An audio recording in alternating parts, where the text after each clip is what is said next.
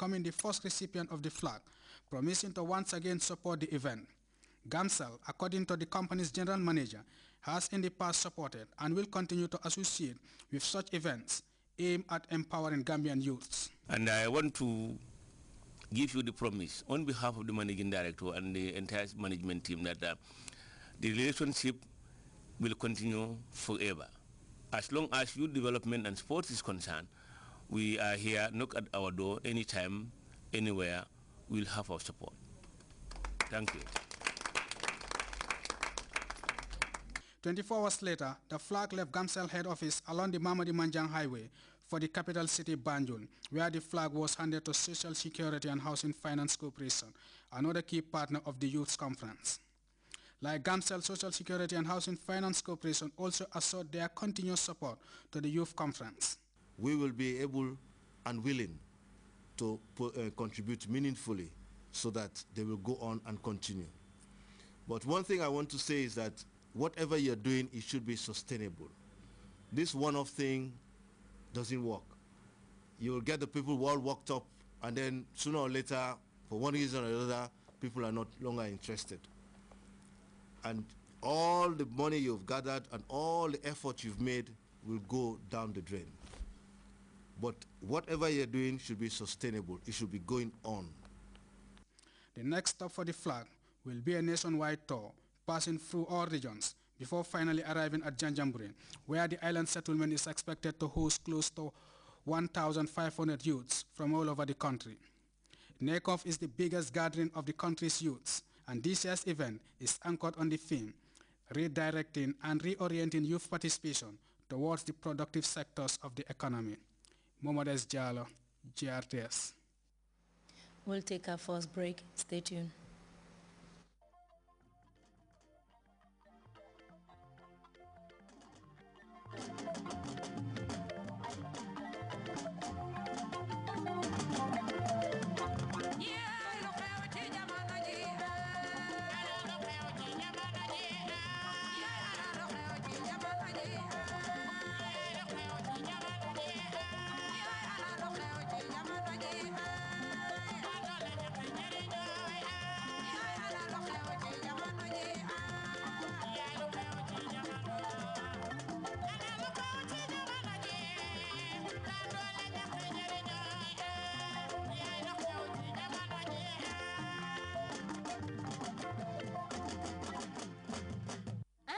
Mama Jay dimanche bu nekk ci GRTS ci juroom ñaari waxtu ye genn wala ci ngoon ba ci juroom ñetti waxtu yi jamono ji programme bu xew te ànd ak jamono.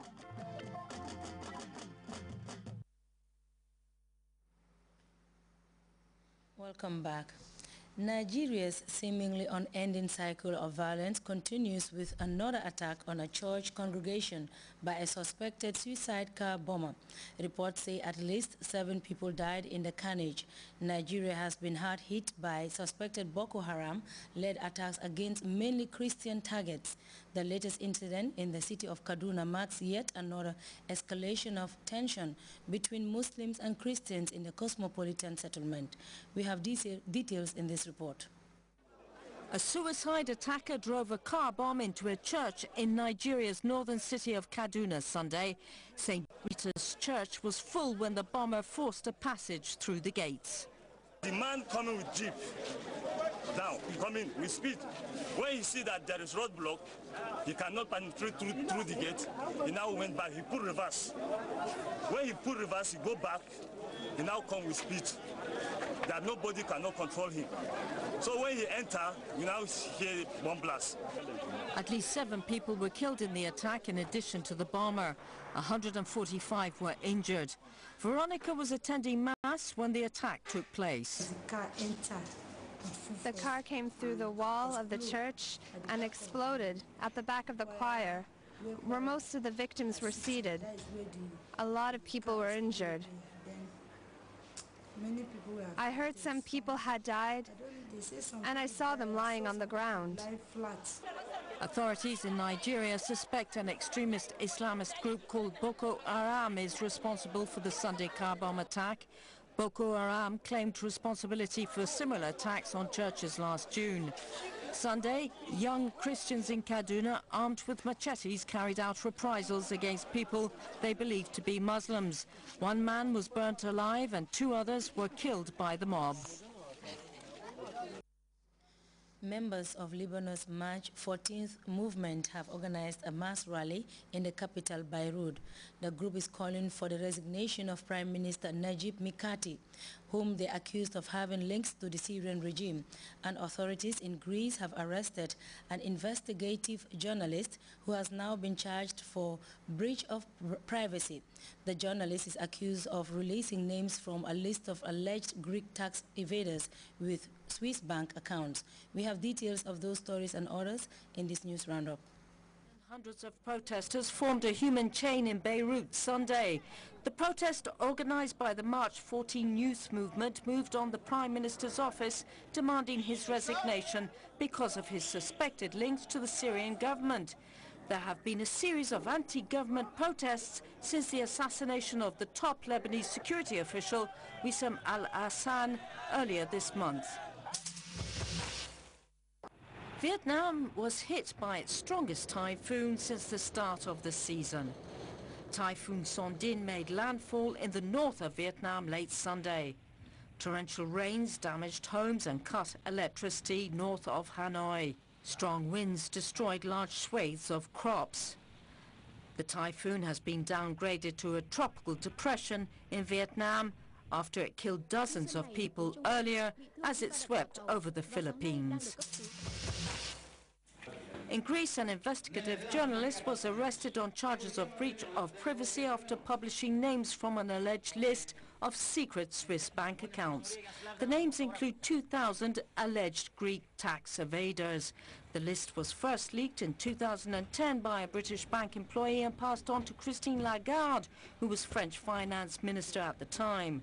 Kostas Vaxivanis is editor of the Hot Doc magazine, and he published the list Saturday. He faces a maximum 3-year jail sentence if convicted.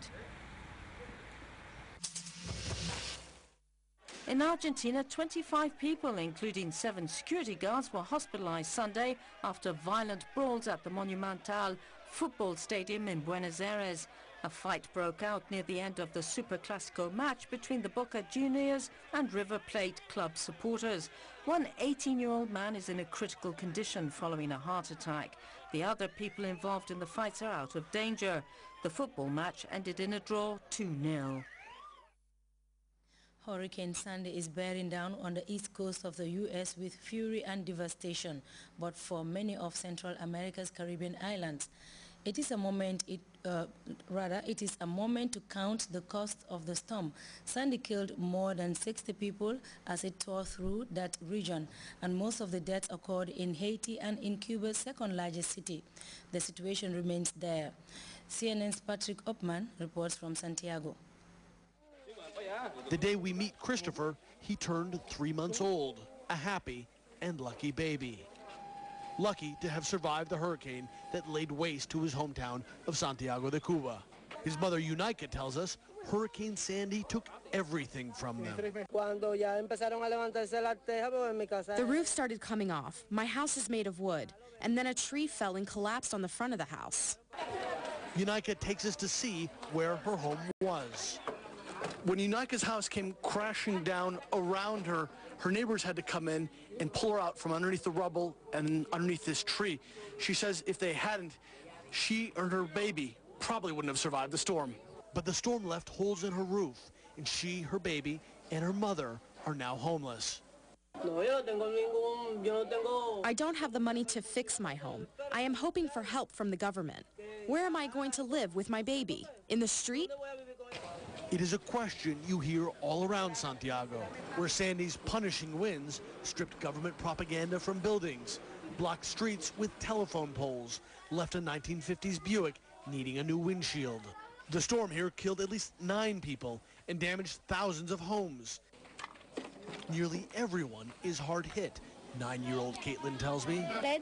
My house is okay, but the house upstairs is gone. We lost a lot of homes in this neighborhood. You can't escape the destruction. Walk around Santiago de Cuba and all you'll hear is the sound of people trying to make their homes livable again. Ask anybody where the worst damage is, and they'll say everywhere.